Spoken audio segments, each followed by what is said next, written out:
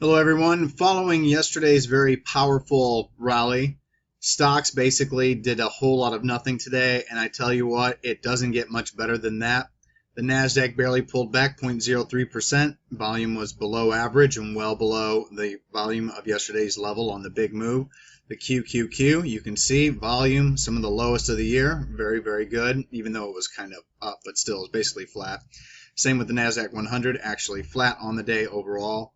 The Dow Jones Industrial Average, as you can see, also the big caps, not even lower, but you can see that volume continues to contract. The Russell 2000, nice orderly pullback via the IWM and the RUT2K. So obviously, overall, everything is fine and dandy. There are really no problems at all out there. In fact, out of all of my holdings, intraday, I got completely stopped out of VIIX. It moved below 22.99, went down to 22.90, so obviously I got stopped out. On an end-of-day basis, it's still a hold for that final 50%. And then JBSS hit another 50% of my remaining stops for small gains. And so now my final sell stop is with a move below this level, 64.71. I'll be completely out of JBSS flat on the entire position on my final sell. So the other ones were for gains. This one will be for flat. Not too bad overall, but obviously, in previous market uptrends, it probably would have gone a whole lot better, but it is what it is. So overall, like I said, everything looks good. There's a lot of stocks that I've missed, haven't been able to buy back just because of the way this market's been acting. Baidu, I want to set limits on this one. I think I'm going to put it like around the 193.74 area. PSTV, I got completely shaken out of it in a powerful day. I was going to set buy stops back on it, but I just didn't think, it was be too early. It's just gotten too volatile lately. I wanted to see it calm down, but I went ahead and moved. And then also P&K, I got flash crashed out of it. Market makers stole my orders because the thing traded down to 34.24. My stop was at 35.29, and it traded down to 35.24, so 5 extra cents knocked me out of my position. And of course it finished higher on the day yesterday, higher on the day today. So I'm looking to set limits on those somewhere. Excuse me. And then also Sky is a hot stock. I would love to see this consolidate more sideways so that 50-day moving average can get closer, and hopefully it can keep the max green bop the entire way. Something tells me it's not going to stay under the radar for that long. So I want to start putting buy stops at 921 and 948. In the margin accounts and the cash accounts, the P&K, PSTV, Baidu, hell, I could even have bought Baidu in the margin account today as it traded down to that 193.74 level intraday. So that was a mistake on my end. I even started to set up the order too. Just got too busy in the morning. But overall, obviously, there's some stocks I want to put back on, have buy stops to get long, and of course, obviously, there's more and more stocks that I'm watching. But on an end-of-day basis, there's only 2 new long positions, and I got to keep them small because they each have their own little, problems. LVNTA is the first new long position. It's producing another pocket pivot point signal. It's second in a row. Volume's well above average and higher BOP.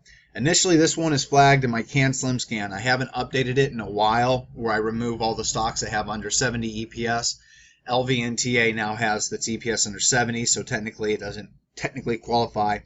But either way, the growth is pretty solid. The profit margins are over 100% for this one. So, it's a good solid stock. Looks like it bottomed out in February. It's been uptrending ever since. Clear accumulation in pocket pivot point signals leading up to the previous 2 days. And I actually flagged it yesterday and considered it as a long position, but I had a ton of new long positions, and they all did well today. So it's, it is what it is. But now LVNTA is basically giving me a secondary buy signal with another PPP signal, so I will be taking it long, but only because it was confirmed in my price volume BOP scan, so 1% in both the cash and margin account. And then HNNA, this is an extremely thin stock, and it's kind of dangerous. The beauty of it is that it's in the top 1% of all stocks on an earnings per share ranking in Investors Business Daily. Has very strong earnings and sales growth, and it's very consistent. The only problem is it's small. But as you can see, throughout its life since 2012, just since the end of there, it's up 754%. And as you can look at a longer-term chart, going back to May of 2014, steady uptrend. Well, it's converging here at the 50-200-day moving average. Big volume pocket pivot point signal today.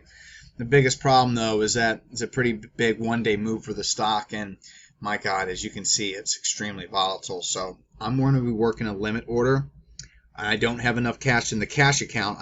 I'm choosing LVNTA in the cash account, a safe margin account. It's more liquid.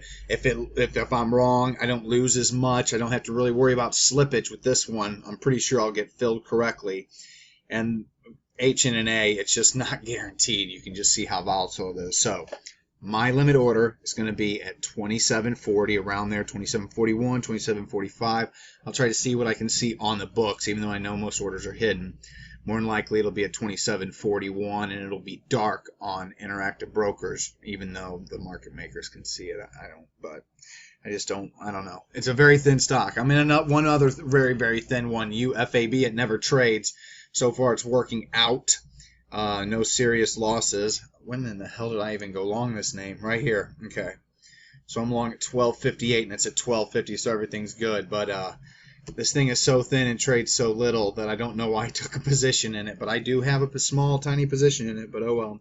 So HNNA is only going to be 1%, even though it's canned slim. Technically, if it would have traded more volume, it would have been confirmed the price volume Bob scan.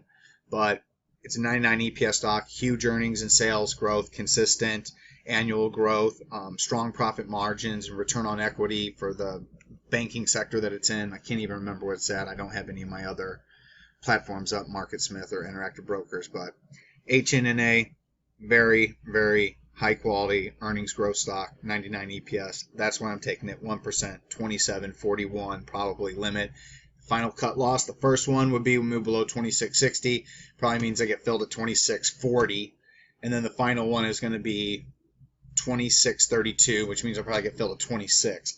I got to take that into accountability. That will probably happen. And then also I still have buy stop orders from what I was shaking out on PZE. If you remember, my first sell stop was below. I had 3 sell stops: this level, and this level. And unfortunately, on the 7th, I got shaken out of 2/3 of the position, and I'm going to put half of that 2/3 position back on if it can break out above 661. But today's move would have been an add signal had the stock still had max green BOP, but BOP went in the other direction despite the bullish price pattern. Once again, in a super strong uptrending market, this doesn't happen, but it hasn't failed yet. Still looks good. Could easily go max green BOP again, but still, at least this quote semi-perfect looking technical pattern, which we don't see much of lately, still holding up. And Graham even moved up higher today. So we have a strong market, but I would love to see above average volume at some point. Even though we don't have above average volume, look at all those pocket pivot point signals. Do you see during the last uptrend to October, November, December, do you see how many pocket pivot point signals we had? 1. Do you see how many we have now? Big, big, big difference. And do you remember the last time I keep telling you the last great uptrend that we had was 2013? 2013 had a lot of pocket pivot point signals within it. Notice how 2014 and 15 didn't? They're so sparse. Well, here we are again, 16. Got a lot of PPP signals once again. 2012 we got a lot, but we didn't go much where, but that kind of set us up for then the 2013 rally. So I'm not sure completely, because as you can see, when we had a string of a whole bunch of 2012, we pulled back. But even if we pull back here and base out again and then have another rally higher, that would probably set up just some amazing looking chart patterns. Hopefully that does happen. If it doesn't, no big deal. We have our stops.